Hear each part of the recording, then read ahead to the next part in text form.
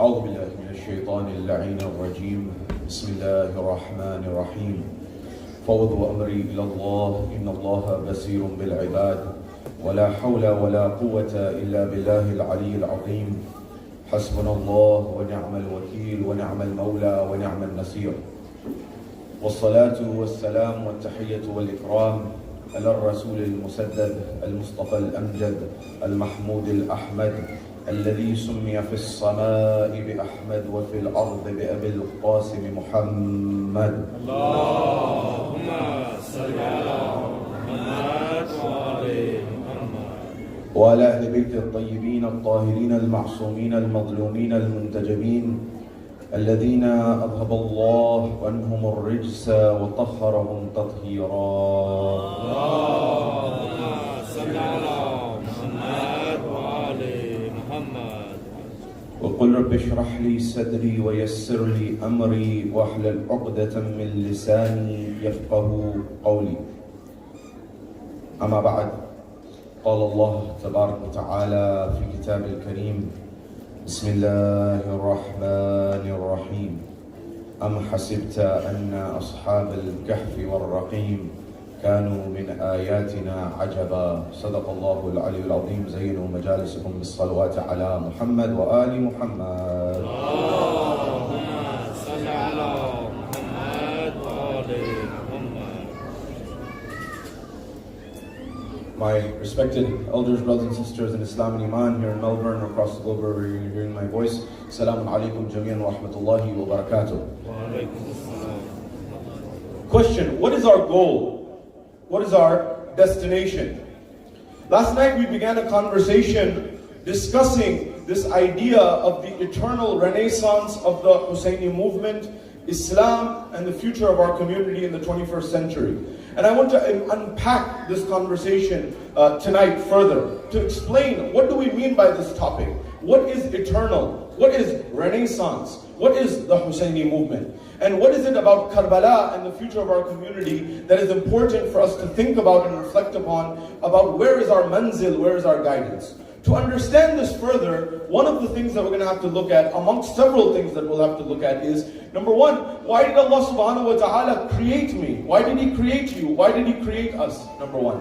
Number two, where are we going? What's our destination? What is our manzil? What are we trying to achieve in this life that Allah subhanahu wa ta'ala has given us? In terms of this, to build further on this, as it is, what was the vision of the Quran in terms of us as creation? Why did Allah create us? And in terms of this, what was the view of the Ahlul Bayt and how were they constantly reminding insan of what goals Allah had given insan to achieve, and where is it that maybe we are lacking, and how can we correct our sail so we go in the right direction?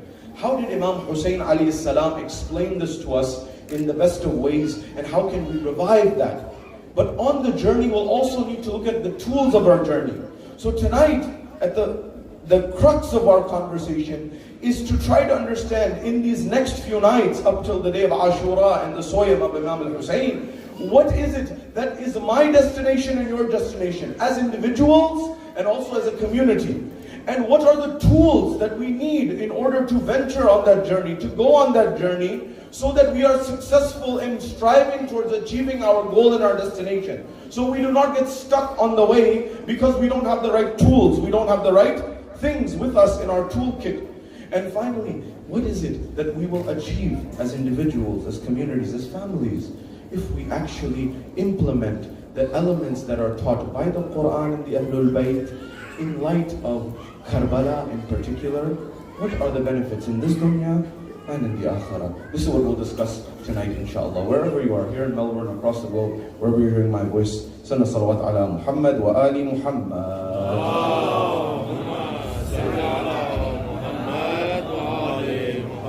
Last night we began this conversation and we mentioned a few things. One of the things that we mentioned, where I'm picking up, is we talked about ta'arruf ba'd al-hijrah. Now in this conversation in the next few nights, sometimes I will give you answers and sometimes I will take answers from you. And sometimes I will leave a question there for you to think about and for you to discuss. And when you go home with your family, or maybe over a lifetime, to think about what does this mean. And one of the things that I want you to think about is what we talked about yesterday in terms of ta'arruf ba'd al-hijrah, and what did the Imam say about it. But most importantly, I want you to think about, why did the Imam say that ta'arruf ba'd al-hijrah and shirk are the same? And I'm not going to answer this question now. I want you to think about it and reflect on why the Imam may have said this. And what is the wisdom? And inshallah, towards the end of the lecture series, we'll try to expand on what maybe it is that the ulama have told us that the Imam meant here. Number one. Number two, when it comes to this, as we move forward, as individuals, trying to understand and unpack this title of the eternal renaissance of the Hussaini movement.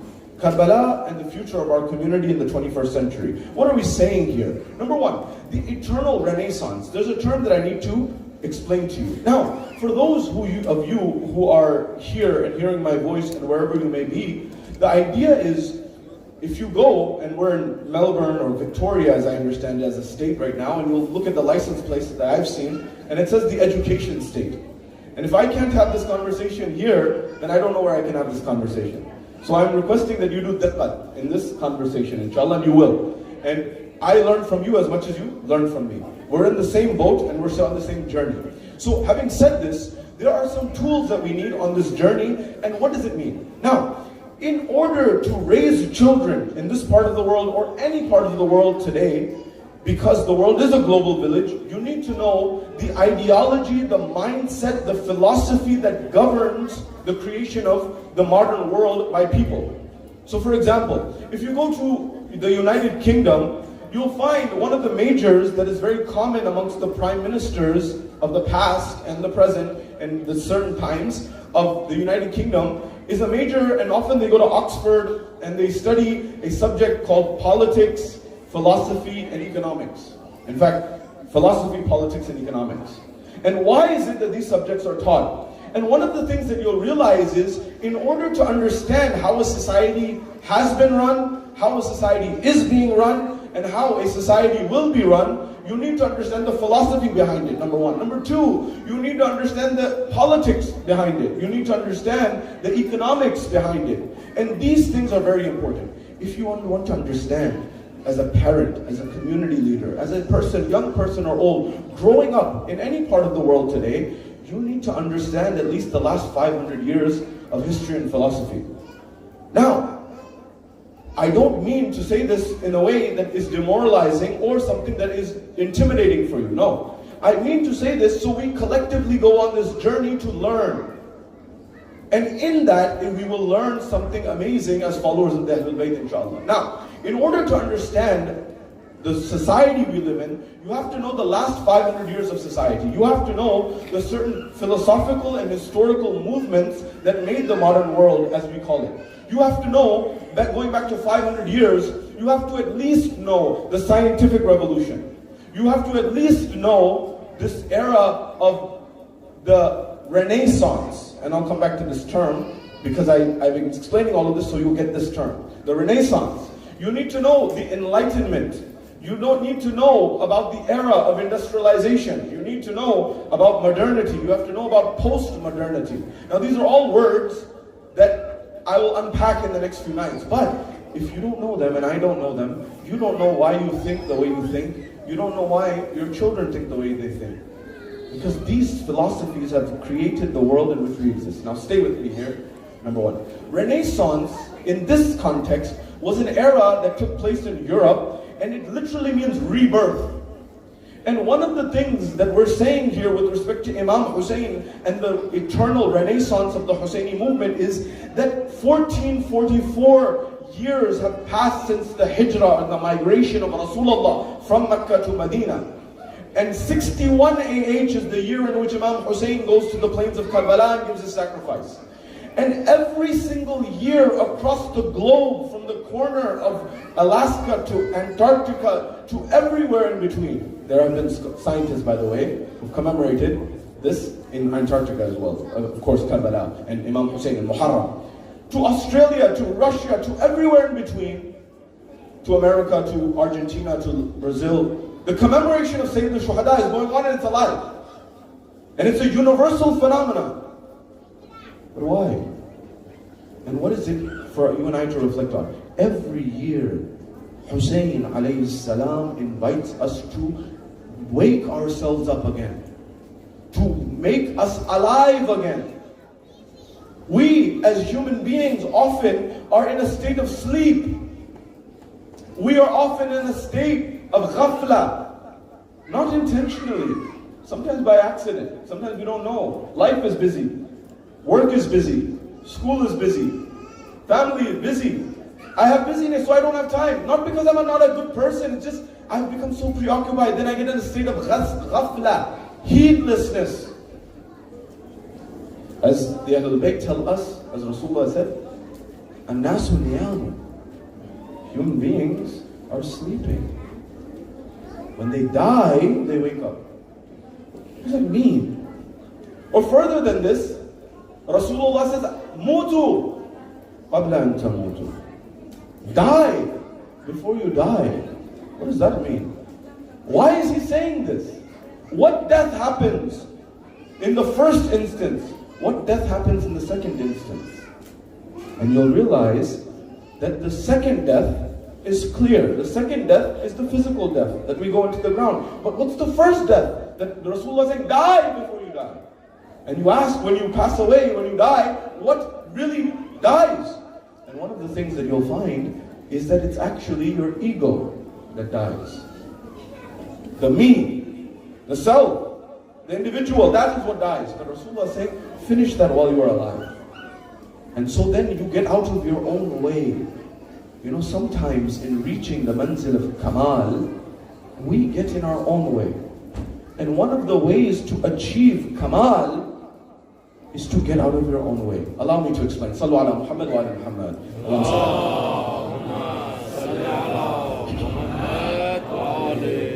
So our topic here is this. We're trying to understand how Imam Hussain alayhi salam wakes us up and the Muslim community up in a way that without Imam Hussain you cannot understand true Islam. Without Imam Hussain alayhi salam you cannot get to the essence of Islam because of the changes that took place over time and over essence, number one. So how does Imam Hussain keep us alive through this rebirth every single year? Us commemorating Ashura and Muharram and Karbala reminds us of what is truth, what is justice, what is freedom. Number one. Number two, the future of Islam and our community in light of Karbala. Karbala and the future of our community in the 21st century. Meaning, based on the zaman and makan in which you and I exist, the time and space in which you and I exist, there are different necessities of the time and space.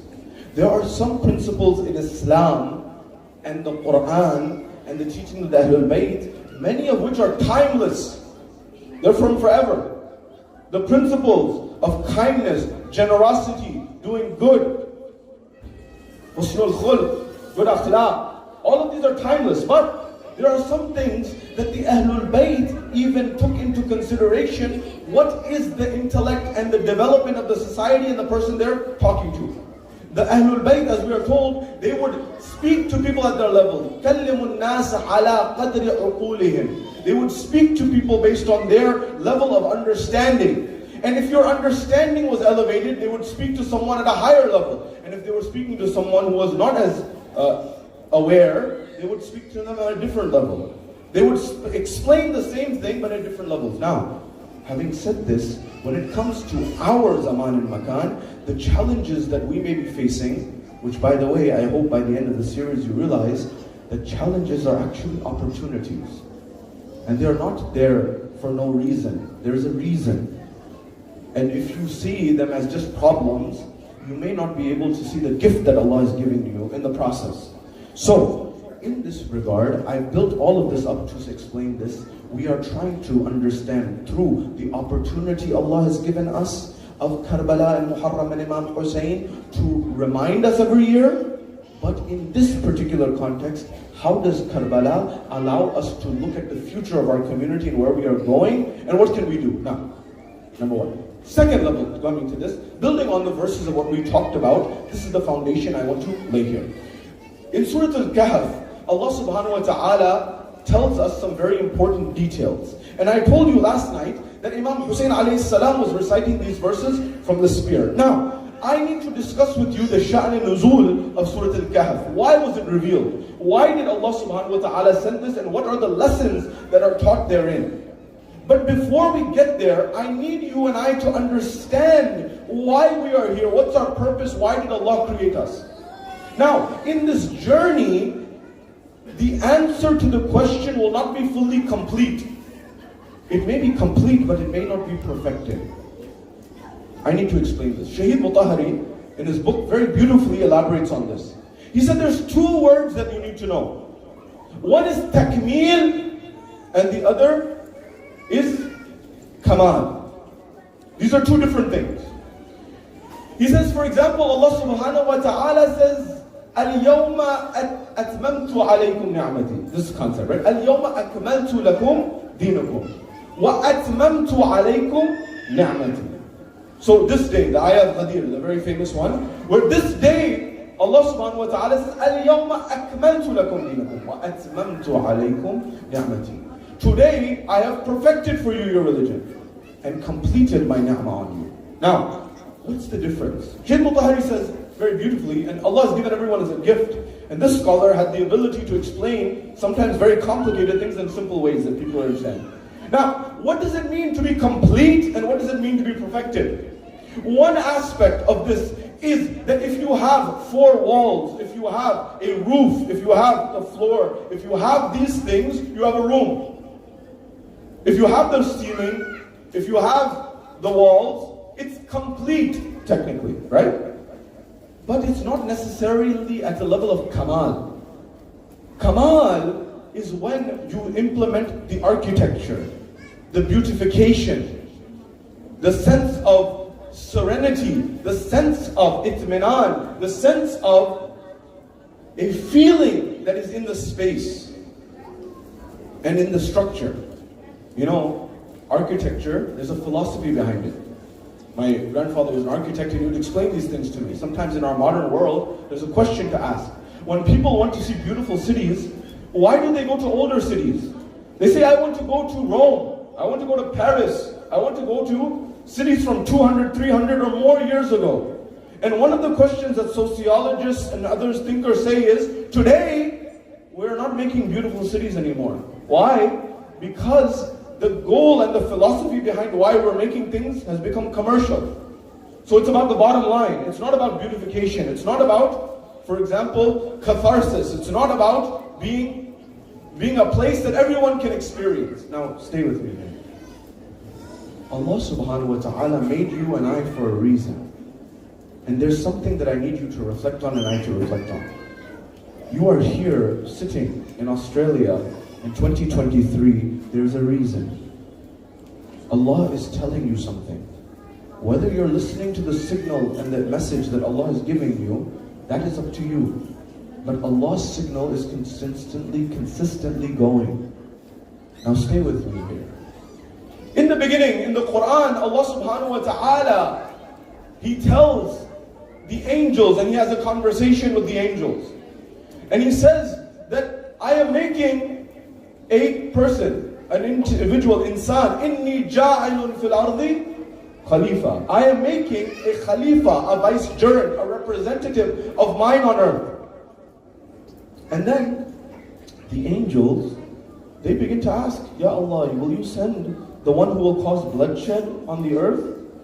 Meaning they had seen some other creations. And we'll get to that in the future nights. Is it possible that there were other creations before us, insan? And how did the angels know? But there's a line that Allah says that I want to quote. And Allah says in a response to the angels, Inni a'lamu ma la ta'lamun. I know that which you do not know. I know what you do not know. And in this, I'm coming now to the first tool set that you will need on this journey. In going to this journey of where we are trying to get to, we have to know our destination, we also have to know our journey, we also have to know the tools. Now, if you go and study at the university, you'll study, for example, some people will study engineering, mathematics, physics, medicine. And along the way, there are some things that they call prerequisites. You need to take this class before that class. So for example, they'll say that if you want to be an engineer, first you need to make sure you finish all your algebra and pre-calculus and calculus and differential equations and linear algebra, and you take all of these mathematics classes so that you can understand and solve problems for the real world. These are your tools in this kit. Similarly, in the next few nights, I will sometimes give you answers, I will sometimes take answers from you, and sometimes I will leave you to think and for me to think, based on the Quran and the teaching that Ahlul Bayt. But there are some things that you need to be aware of on this journey. Now stay with me. What are some of the things? You have to know what you know. So there are categories of knowledge. This is the first thing that I will be repeating throughout these nights. Allah said to the angels, إِنِّي أَعْلَمُ مَا لَا تَعْلَمُ. Stay with me here. I'm coming to something. I'm doing this because it's necessary for the future lectures. So stay with me here, please. So number one, Allah subhanahu wa ta'ala says, I know that which you do not know. One of the themes that you'll find in the Quran is Allah is constantly telling insan, there are things that I know that you don't know. There are things that other insan, other creation knows that you don't know, for example. So now, there are categories of knowledge. One category of knowledge is what you know that you know. First category of knowledge, what you know that you know. In this context, you know your name. You know your address maybe. You know where you're from. You know where you live. You know who your father is, your mother is. You know these things, for example. These types of things, you know them. In Islam and Islamic philosophy, there is ilm and there is knowledge related to this. There is this idea of ilmul yaqeen. There's aynul yaqeen. There's haqqul yaqeen. What are these three levels and dimensions of certainty and knowledge associated with them? So certainty is yaqeen. And there are different dimensions of getting certainty. So one example is ilmul yaqeen, that if you see something and you have knowledge of something, you can derive that it's there. Example, you're driving on the highway here, and you're coming to this mosque, to the center of the Hussainiya, and in the distance, you see some smoke. Dukhan. Surah Dukhan is a chapter of the Quran. Smoke. You see smoke in the air. As you know, unfortunately, I've been reading the news, there's been some tragic accidents that happened today as well. And so, you haven't seen anyone, you haven't seen a car, you have not seen a person, you've not seen anyone, but what you see is smoke. Dukhan, you see this? Come up. When you see this, you have not seen fire, but you see the smoke, and based on that, you can say that because there is smoke, there must be fire somewhere. I have not seen the fire, but smoke tells me there was fire somewhere. Then you go a little bit further and you get closer to the smoke, and then you begin to actually see the fire. And you say, now, first I had ilmul yaqeen, now I have aynul yaqeen, seeing. You know, eyewitness, they say in law, this is an eyewitness. So you see it. But there's a third level, which is haqqul yaqeen. And that is when you are actually in the fire. If you get burnt by the fire, or you feel the fire, then you know it's not an illusion. Then you know it's truth. Then you know it's there. Similarly, when it comes to this one dimension of knowledge, what you know that you know. Now come back to this, there's something else, there's another category of knowledge, which is what you know you don't know. What is something that you know that you don't know? So someone may say, I know there's a subject called linear algebra. I know there's a subject called chemistry. I know there's a subject called biology. I know there's a subject called physics. I know there's a subject called mathematics, riyadiyat, falakiyat, you give the names. I know these subjects exist, but maybe I haven't studied them, so I don't know the details. But there is someone who knows and they've studied them. This is called something that you know that you don't know. Then there's a third category, and what is that? That is what you don't know that you don't know. So what is something that you don't know that you don't know? Exactly, you don't know. If you knew, it would be in one of the other categories. Similarly, in Islam and Islamic philosophy, there are two types of things. Karen Armstrong, when she discusses, she's someone who's not a Muslim. She went to study at Oxford University, and when she studied there, she was a nun. She was studying to be a nun. She dropped out and she wrote about Christianity, Judaism, and many other religions. She's written a book, for example, A History of God, 5,000 years, going through Judaism, Christianity, and Islam. And many other books she's written. And she says, Muhammad is a prophet for our time. Others, Leslie Hazelton's also written on Rasulullah. These are not Muslims, huh? So they said, Muhammad, a prophet for our time. They said, why are you saying Muhammad is a prophet for our time now? Why? And she says, in my reading, in my understanding, Muhammad came for one thing. He came for many things, but if you were to dilute and distill and concentrate what Muhammad truly came for, he came for one thing, in her opinion. And that was, you know how, for example, you cook something down and the water evaporates and it's just the concentrate left? You know that when you make the chai or something like this, it becomes very, becomes very strong over time and the concentrate is remaining. So what is that? He said, if you come to the essence of why Muhammad came, she says, Muhammad came, in my opinion, according to her, to remove one thing, jahiliyyah, ignorance. And she says that today we still have ignorance in our world, much ignorance. And we still need someone to remove the ignorance of our world. This is why Muhammad came. Now, in Islamic philosophy, there's two types of ignorance. Stay with me. I'm giving the tools, the same way, you need a hammer and a nail in these things. On the journey, we need this as well. One type of jahl is jahl al-basit. The other type of jahl is jahl al-murakkab. Jahl al-basit is that which is simple ignorance. Jahl al-basit is what you know you don't know. Jahl al-murakkab is what you don't know that you don't know. And another term for this is your blind spot. I don't know, do you call it blind spot when you drive here in Australia? Have you ever driven? We drive on the other side of the road in America, you drive on the other side here, from my perspective. But sometimes when you change the lanes, you have to check and look and turn which way someone is on this side, for example. And so your mirrors don't catch everything. They catch a lot of it, but they don't catch everything. And if you don't check your blind spot, you could get hurt, or the other person could get hurt. So what you don't know, that you don't know, can kill you, can harm you. This is called jahl al-murakkab, compound ignorance. Jahl al-basit is simple. Now, which is more dangerous? You know how a doctor checks?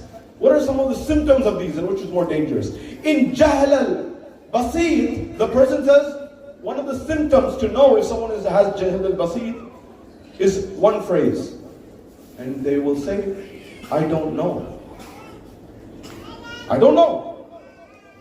But jahl al-murakkab, the person says, one of the signs to know if someone may be suffering from jahl al-murakkab, not always, oh, I know the answer, I know everything, I know this, I know this, I know. When someone says, I know, everyone has a friend or a relative or someone they know like this, they have all the answers. And sometimes they do, but many times they have no idea. And often you will find jahl al-murakkab is much more dangerous than jahl al-basit. Jahl al-basit, at least the person knows, I don't know something. I can ask someone, I can learn from someone. Jahl al-murakkab, the person is suffering from an illness and they don't even know what they don't know, so they don't know how to solve the problem, let alone if they even have a problem. They don't even think they have a problem. Now, what does this have to do with Karbala? Imam Hussain, now come here. How was it that the people at the time of Imam Hussain had gotten so deluded that the people who killed Imam Hussain were calling themselves Muslims? They were not non-Muslims. So now comes the issue, where I am giving a reference, not of someone who's apparently a Shia Bazahir. He's known as Sunni. Iqbal. Now, Iqbal is someone who I'll mention throughout these nights as well. Now, Iqbal, some things are good, some things are bad. I'm not telling you to accept everything. But you need to understand this individual for a few reasons. First of all, Iqbal, who's known as Allama Iqbal in the subcontinent, he's known as Iqbal Lahori in the Persian world, for example. And if you don't know this, many people don't realize this, but without Iqbal, there's no Iranian revolution. 79 revolution is not possible without Iqbal. It's the poetry of Iqbal which inspired many others. The words of Iqbal used to be chalked up on the walls throughout Iran. And Iqbal also inspired Shari'ati, Dr. Ali Shari'ati, and many of these people were the people who laid the grassroots foundation of the revolution. And ultimately, of course, Sayyid Khomeini is the one who made it really happen. But ideologically and philosophically, there's Iqbal. Now, many people in the subcontinent don't know this because mostly Iqbal wrote mostly in Farsi. He wrote more in Farsi than he did in Urdu. Although, what's interesting. Now, I want you to consider the book of Sayyid Khamenei on Iqbal and how many lines of poetry from Iqbal he knows himself. And he says a very interesting line, Sayyid Khamenei. He says that we, the Persians, we came very late to Iqbal. And I think we have neglected him and we have not given him his due credit. You know, if you go to Turkey and you go to Iran, they spend a lot of time researching and analyzing the works of Iqbal. Now, Iqbal was not someone who was outwardly saying, I'm a Shia. And there are things that are right, there are things that are wrong.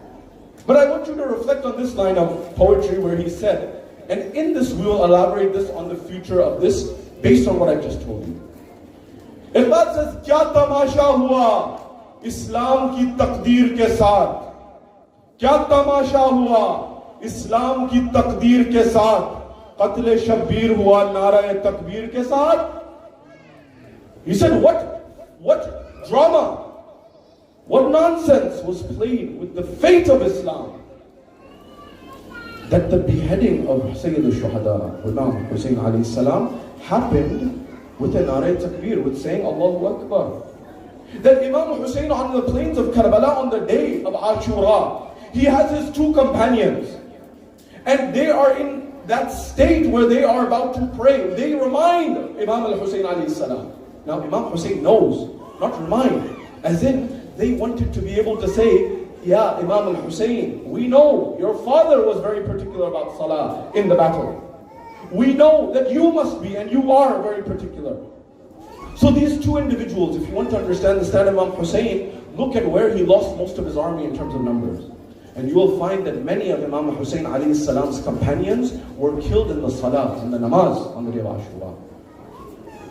Mehve namaz ran mein Saeed o Zuhair hai.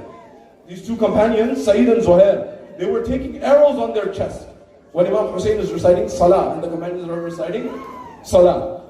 Mehve namaz ran mein Saeed o Zuhair hai, Nusrat ki is namaz mein niyat Hussain hai.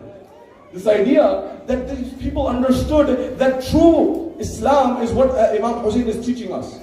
And so when Imam Hussain on the plains of Karbala, when his companion says, is it time for Salah? It's time for Salah. He says, yes. And one of the things that he says to his companions, جَعَلَكَ اللَّهُ مِنَ الْمُصَلِّينَ. May Allah make you amongst those who are praying, those who pray. This was the dua of the Imam for his companions, for reminding and also for taking the arrows. Now, when the Imam told them, he said he gave a mission and he wanted them to know that I am giving you a lesson, I am trying to explain something to you. Now, there is something called i'timam hujjah. As an Imam and the representative of Allah, you sometimes have to do something. The person will listen, not listen, doesn't matter. You have to do your job and your responsibility. So for example, Imam Ali alayhi salam in Nahj al-Balagha, how many times does he write a letter to Muawiyah? Does Imam Ali alayhi salam not know that Muawiyah is not going to listen to him? He knows. But at least 13 letters Imam Ali writes to Muawiyah. Ihtimam hujjah. And also to explain to the people, I'm trying to explain to him, he's not listening. So just because you know something doesn't mean that you don't try. If there's something in Australian society or wherever society you're interested in that's not right, it doesn't always mean to just say, oh, this is the way things are. Sometimes you write, sometimes you speak out, sometimes you use whatever method is in order to awaken people. Now, when this happened, the level of the response tells you the level of jahl al-murakkab that the enemy had on the other side. And they said, look, Imam Hussain alayhi salam said, look, ask them for some time to pray salah. And they responded, tell Hussain his salah is not accepted. La ilaha illallah. This was the level of jahiliyyah that was in the minds of the people who were calling themselves Muslim in the 61st year of Hijrah. Rasulullah passes away in the 10th year. It's only been 51 years since Rasulullah left, and already the Muslim world has changed so much. that they thought that killing the one that Imam Hussain, that Rasulullah said, Hussainu minni wa ana min al-Hussain, and they're going to go to heaven and Hussein's salah is not accepted, theirs is somehow. This is the consequence of Jahl al-Murakkab. Now, number one, we'll use this throughout the lectures, number one. Number two, when it comes to this next level, is what did Allah subhanahu wa ta'ala say in Surah Kahf, and what is it that we need to learn from this? Imam Hussain is reciting the verse of Surah Al-Kahf on the spear. Now, what is the Sha'n al-Nuzul and where did these verses come from? Now, when the Quran was being revealed, there are some people from Quraysh who were the enemies of Rasulullah, and they would try to prove Rasulullah wrong.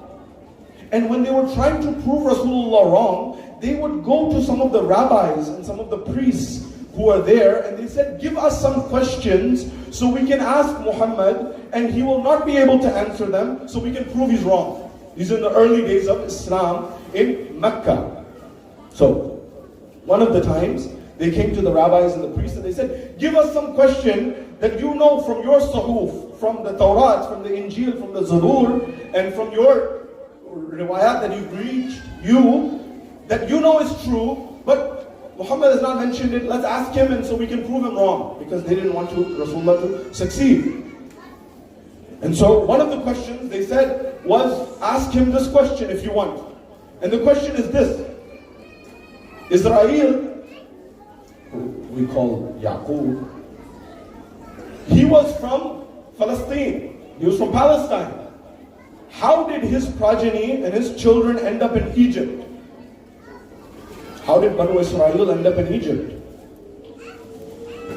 So at that point in time, they went and they asked Rasulullah, Ya Rasulullah, or they did not believe he was Rasulullah, so they said, Oh Muhammad, answer this question. Yaqub is from one place, Jacob, who's known as Israel, and that's why they call Banu Israel. He says he's from Palestine. How did his children end up in, and his progeny end up in Egypt? So Allah subhanahu wa ta'ala revealed the entire Surah Yusuf of the Quran. And Allah said, we are giving you ahsan al-qasas, the best of stories. So He tells the whole story and the whole journey. Allah doesn't do things like you and I for entertainment. Allah is telling the wisdom, and there's a wisdom behind Allah telling the whole journey of Yusuf alayhi salam going from where he was to being thrown in the well and being sold off and going to Egypt. And that whole journey, He's telling you and I something. And so this is one example. Another example that comes forward is another time when Rasulullah gave them the answer and Allah revealed all of Surah Yusuf. Then they were like, what do we do now? We don't have anything. So the kuffar of the Quraysh, they said, look, he answered all of them. What do we do now? So they went back. And he said, give us more questions. You see, knowledge is power, ilm. So even when you try to discredit someone and prove them wrong, you have to rely on knowledge. And so he says, look, okay, we need more questions. They said, okay, if you want to ask, and they went to the rabbis based on our scriptures, based on our understanding. Now remember, Allah subhanahu wa ta'ala, according to the riwayat that He made, said 104 suhuf and different forms of scriptures. He condensed everything in the 100 into 4. Into the Tawrat, Injil, Zabur, and the Quran. And everything in the other 3, He condensed, that is in the Tawrat, Injil, and Zabur, He condensed into the Quran. At that point in time, all these other religions, there has only been one religion of Allah coming from the beginning till the end, and that's Islam. The first one who was known as a Muslim, as per the Quran, is Ibrahim alayhi salam. The religion of Allah has been the same from Adam to Khatam. Only certain things have been added in terms based on the intellect of human beings and the time and space. Now, stay with me. So they said, okay, the rabbi said, okay, you want to ask some questions? Fair enough. One of the questions that you can ask him is, who were those youth who were believers in their time, in their era, and they were in a minority? And how were they saved? How were they protected? What is their story?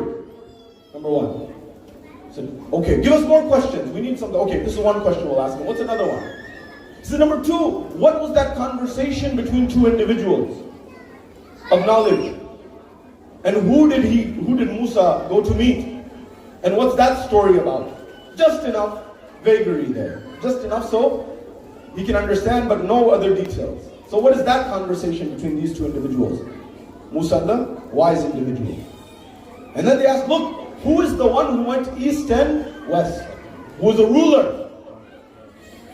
So now when this happened, Allah subhanahu wa ta'ala has His plan. As Allah says in the Quran, وَمَكَرُوا وَمَكَرَ اللَّهُ وَاللَّهُ خَيْرٌ مَاكِرِينَ. And they plan and Allah plans. Or they plot and Allah plots. And Allah is the best of plotters or planners, as the riwayat state. And the Quran states, I should say. Now, stay with me here. When this happened, one day passed. They went and asked Rasulullah the questions, and one day passed, 2 days passed, 3 days passed. The revelation did not come. Remember, وَمَا يَنْتِقُ عَنِ الْحَوَىٰ إِنْ هُوَ إِلَّا وَحْيٌ يُوحَىٰ. That Rasulullah does not say anything from his own will. Everything that he says is something that Allah decreed. It is wahy. It is revelation. And so he did not speak in this matter from what was Quran until and unless he had the decree from Allah subhanahu wa ta'ala. Now, at this point in time, one day passes two. Now, the Quraysh who are trying to make Rasulullah wrong are getting happier because they think they've gotten Rasulullah. And the Muslims are beginning to sweat and they are beginning to get worried. They're saying Muhammad doesn't have the answers, Rasulullah doesn't have the answers. And the opposition on the other side is getting very happy. And some people say that this is where Islam was in a very tough spot. But Allah's plan was different. And Allah's plan was that He was actually, it was not a delay. People say it was a delay. Whereas in reality, what was happening in Surah Al-Kahf and the revelation of Surah Al-Kahf was Allah was gathering an audience. And He wanted, sometimes when there's suspense, people gather.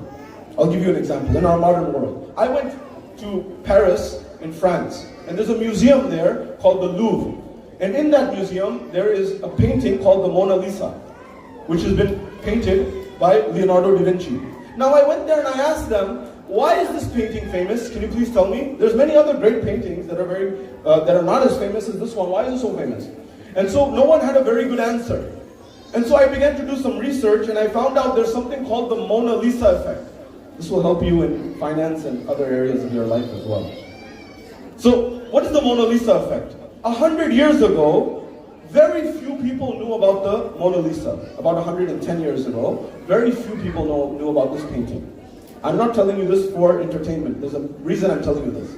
So very few people know about it. In fact, one day the Mona Lisa painting was stolen. When it was stolen, for 24 hours, nobody even noticed or realized it was stolen. Nobody even realized. Only 2 or 3 handful of art historians knew about this artwork and they knew its value. Otherwise, nobody really knew its value. But what happened was, when it went missing and it was stolen, for 2 years, the news followed the Mona Lisa effect. It followed for 2 years. When it followed the Mona Lisa for 2 years, eventually when it was found, everyone flocked to the museum to see the painting. And so, historians call this the Mona Lisa effect. When everyone's talking about something, it becomes very popular. And it becomes something normalized. Stocks, investments is very common. Everyone's talking about it. Crypto, Bitcoin, dislikes. Doesn't necessarily mean anything. It just means people are talking about it. So similarly, the Mona Lisa effect about people are just talking about. Now the same thing Allah did with Surah Al-Kahf. Allah is the Khaliq of Insan, and He knows how people think. So people started to gather and gather. And when the anticipation and the suspense built up the most on the other side, then Allah revealed Surah Al-Kahf. And He gave the answer to all 3 questions that they had. So Allah in this same chapter, He gave the story of Ashabul Kahf, who in the Bible, they are known as the companions of the cave of Ephesus. This is something that Christians and Muslims, we have a commonality on in Ashabul Kahf. So number 1, Allah told the story of Ashabul Kahf. Allah then told the story of Musa and telling Musa to go find someone who is more knowledgeable than him. And where the 2 waters meet, where the 2 bodies of water meet. And then he meets, according to the riwayat, Khidr. And Khidr tells him certain things that he doesn't know.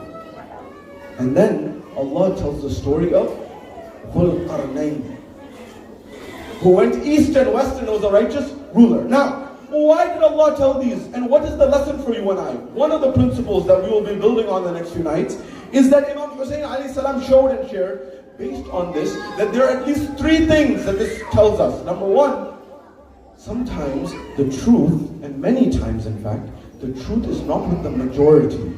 The truth is with the minority. A few people. Ashab al-Kahf were not a huge number, they were but a handful. But they were on the right path in the time, in the zaman and makan, the people were wrong. Number one, truth is often with minority. Number two, there are things that people need to learn that people don't know. Musa alayhi salam is thinking to himself that I have reached a very high level. He has reached a very high level, no doubt. Musa is the one who Allah subhanahu wa ta'ala, He raised him to a position where he is the one who's Kalimullah, the one to speak to Allah subhanahu wa ta'ala. Musa, Kalimullah.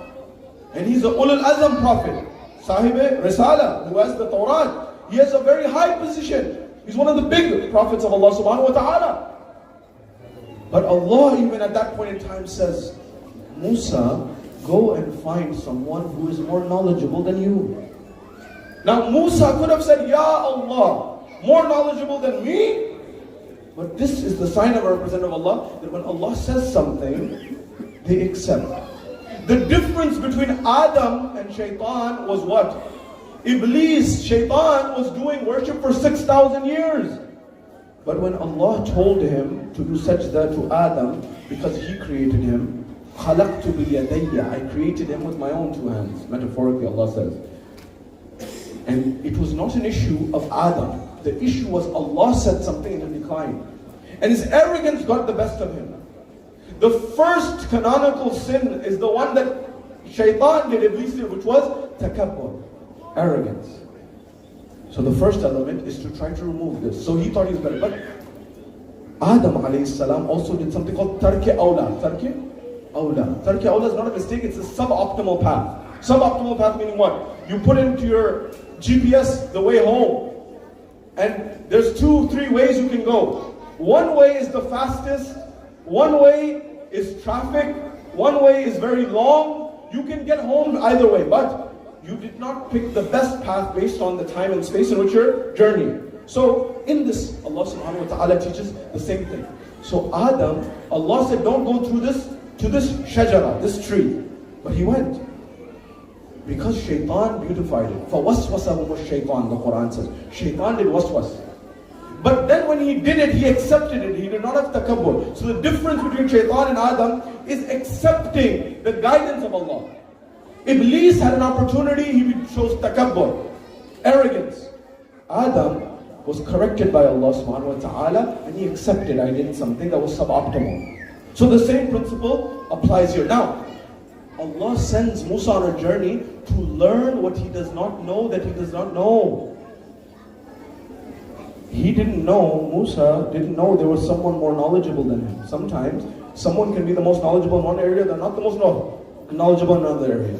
And Dhul Qarnayn. So number one is minority. His truth is often with minority. Number two, you need to learn what you don't know. Education, knowledge is extremely important. Number three, Dhul Qarnayn teaches you the traveling from east to west. Allah subhanahu wa ta'ala in the Quran says, قُلْ سِيرُوا فِي الْأَرْضِ, go and travel in the land. Why? Because when you travel, you learn things. You understand different things. I'm here, I'm coming from America. Everyone in America would love to have a work schedule like you have in Australia, believe me. America, you don't work less than 50, 60 hours. 40 is minimum. People work 50, 60 hours on average. It's very common. Some people work 100 hours.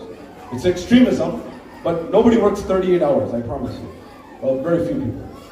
Now what I'm saying is, that's a different cultural thing, but you may have a much better work-life balance. And if you look at the quality of life is much better in Australia than it is in America on many different metrics, for example. So when you travel, you start to learn what's good in one society, what's not so good. But one form of travel is physical travel.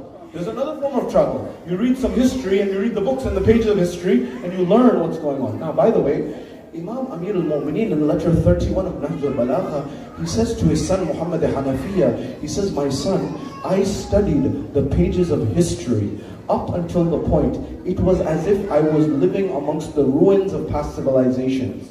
And I saw what brought them good and what brought them harm. So when I read history, I'm reading it as ibadah, as worship. That my Imam has said this, then I must study it. And the reality of the matter is when you realize this, you realize things. So you can physically move and travel somewhere, or you can intellectually travel somewhere. There's another verse in the Quran that is attributed to either Ibrahim or Lut, and it says, Inni muhajirun ila rabbi sayahdini. The Prophet is saying, I am migrating, muhajir, I am migrating towards my Lord. He will guide me. Ibrahim, where is your Allah not that you are migrating towards Him? Allah is everywhere. So that means it's not a physical migration, it's a spiritual migration of the heart and the soul. Now stay with me here. Why did I tell you all of these things? When Imam Hussain alayhi salam is reciting the verse of Surah Al-Kahf from the spear, it's inviting you and I to think about what are the lessons in this chapter and how do they apply. Now come to this. What is your goal? Why did Allah create us? Why did Allah? One of the reasons, according to the ulama and the scholars, as to why Allah created us is to worship Him. وَمَا خَلَقْتُ الْجِنَّ وَالْإِنسِ إِلَّا لِيَعْبُدُونَ. We did not create you except the jinn and the ins, the insan and the jinn, except to worship. But hold on. What does Allah get from your worship? What does Allah get from my worship? Allah doesn't get anything. Allah doesn't get anything from your worship. Allah doesn't get anything from my worship. Zero. So why? There must be some benefit for you and I in the worship. And that is where the ulama say, our reason why Allah created you and I is to strive, to pursue, to try to go towards kamal, perfection. Allah subhanahu wa ta'ala in the Quran, He gives a verse on embryology. You studied embryology and biology? That how is the embryo made? And Allah subhanahu wa ta'ala says that first we created this clot, and then we added more layers to it, and then eventually we made it into a lump, and the lump got flesh, and it got bones, and then all of this. There was an Italian physician, Maurice Bucay, Dr. Maurice Bucay. He was not a Muslim, he was a Christian. He said when he read that ayah of the Quran, he became Muslim. He said 1400 years ago, no one could have explained embryology in this way, unless it was God. And so he wrote a book on science and Islam, Maurice Bucay. Now leave that to aside for one moment. Muhammad wa Ali Bayt Muhammad salawat. Just one announcement. And ladies,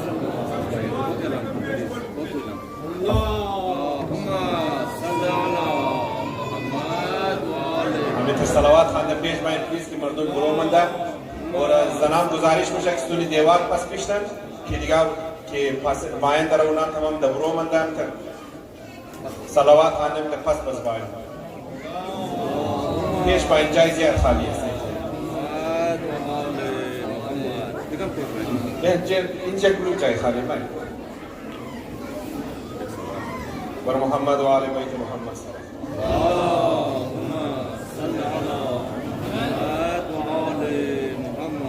So here's the matter and the reality, and I'm coming to the conclusion here, inshallah, we're drawing to a conclusion. And I know this has been a little bit dense, but I am saying these things for the future of our community.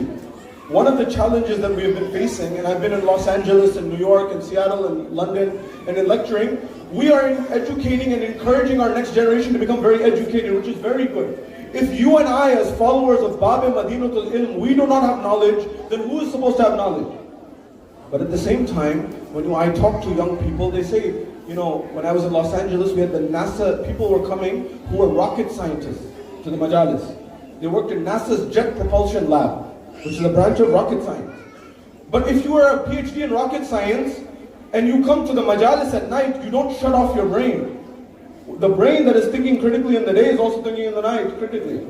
So they say there's a gap between our understanding of where the world has gone and what the discussions that are going on in the Imam Barga, the Hussainiya, the Mimbar. So how do we bridge this? It wasn't always like this, huh? I want you to study a scholar, and we'll come to him in later nights. Khwaja Nasiruddin al-Tusi. Khwaja Nasiruddin al-Tusi was a great scholar who was an alim, and he was a student of Allama Hilli.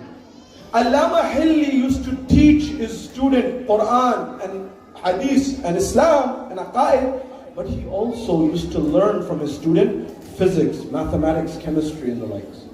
So this idea that a teacher can sometimes be a student can sometimes be the teacher. This lesson from Musa and Khidr. What do you not know that you do not know? Now come back to this. When it comes to this, Allah gave these lessons from Surah Al-Kahf, and there's a reason behind it. Kamal.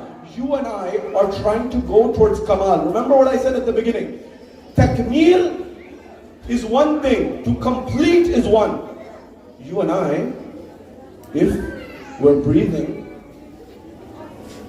we're complete as insan.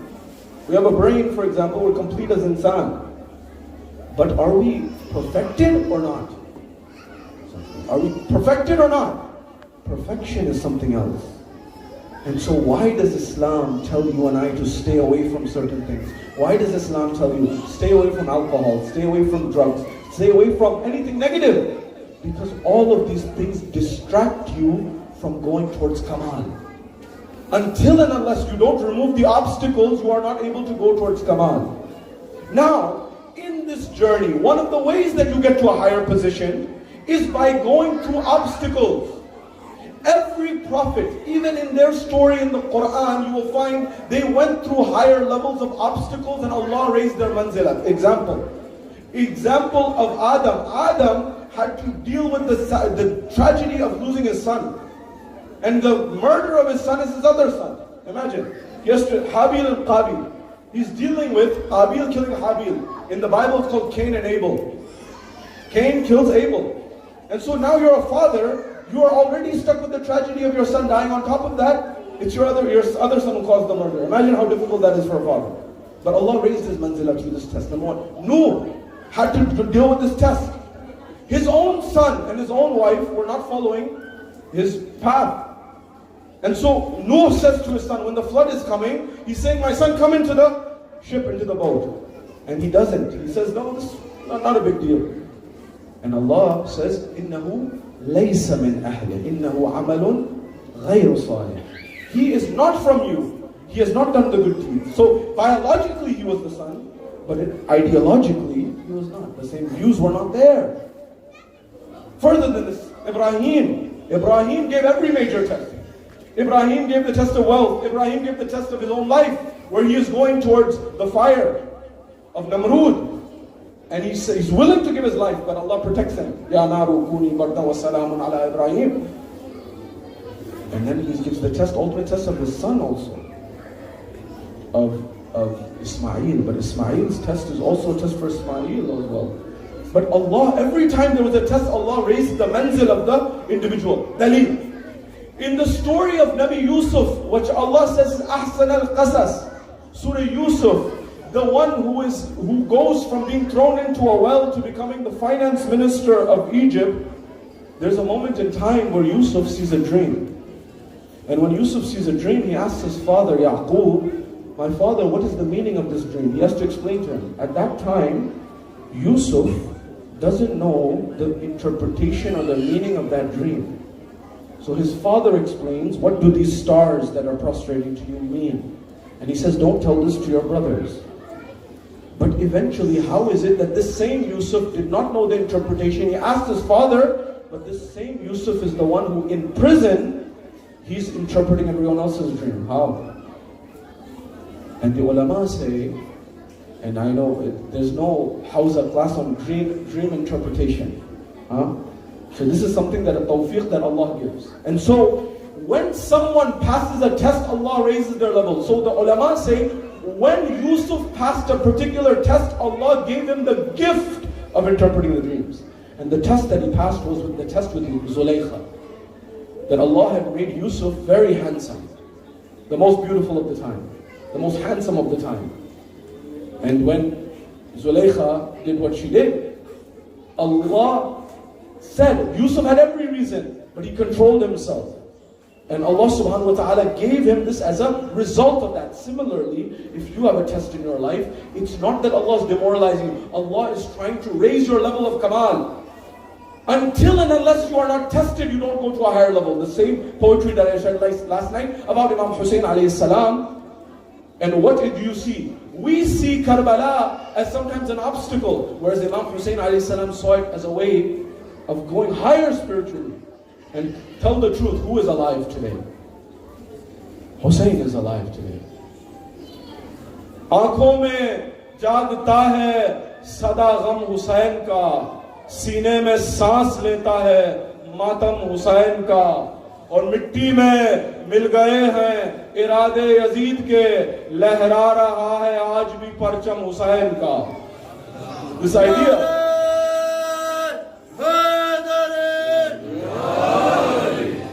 this idea that people came and went, but the reality is Hussein lives on. And Hussein is the eternal reality. But what is Hussein telling you and I? Go towards Kamal. Go towards perfection. My youngsters, whoever's hearing my voice, whatever you do as a follower of the Ahlul Bayt, go towards Kamal. Tomorrow and today, when you study, when you get education, when you go in business, whenever you go in whatever aspect of your life, make sure you strive towards Kamal, towards perfection, towards being the best that you can be. Because Allah subhanahu wa ta'ala, coming back to the verse on embryology, when Allah said this, and Maurice Bukai was moved by it, but Allah said 1400 years ago that we first created a clot, and then we created a lump, and then we added flesh, and then we added all of the bones, and we made it, and then Allah said a line. And He did not say this line when He made the bee. He did not say this line when He made the ant. Allah tells us about the birds. Allah tells us about all of His creation, teen and zaytun. But all of those creations on one side, when He told you and I about the embryology of insan, He said, فَتَبَارَكَ اللَّهُ أَحْسَنَ الْخَالِقِينَ. Allah subhanahu wa ta'ala did not praise Himself at any time except when He created you. تَبَارَكَ اللَّهُ أَحْسَنَ الْخَالِقِينَ. You are the best of Allah's creation. But how many of us are living up to the potential that Allah has given us? And you will find many of us just exist. But Imam Hussein, Imam Ali, Rasulullah invite us to go to a higher level. Remember, the message and the mission, as I go to Masaib, inshallah, I'm concluding here right now. When it comes to this, remember one thing, that the vision and the mission of Hussein is the mission of Adam, of Nuh, of Ibrahim, of Musa, of Isa, of all of them from Adam to Khatam. And so the same way that Ibrahim was struggling in the way of Allah subhanahu wa ta'ala, Hussein is struggling and Hussein's children are struggling. The same way that Ibrahim and his son were struggling to build the Kaaba. The same way the likes of Rasulullah's grandson is fighting with his own children, Ali Akbar, Ali Asghar, Imam Sajjad, to save Islam. तीरों का सामना है और मुस्कुरा रहे हैं. तीरों का सामना है और मुस्कुरा रहे हैं. किस खानदान से हैं असगर बता रहे हैं. किस खानदान से हैं असगर बता रहे हैं. और काबा बना रहे थे बेटा लिए इब्राहिम. काबा बना रहे थे बेटा लिए इब्राहिम. बाबा के साथ असगर काबा बचा रहे हैं.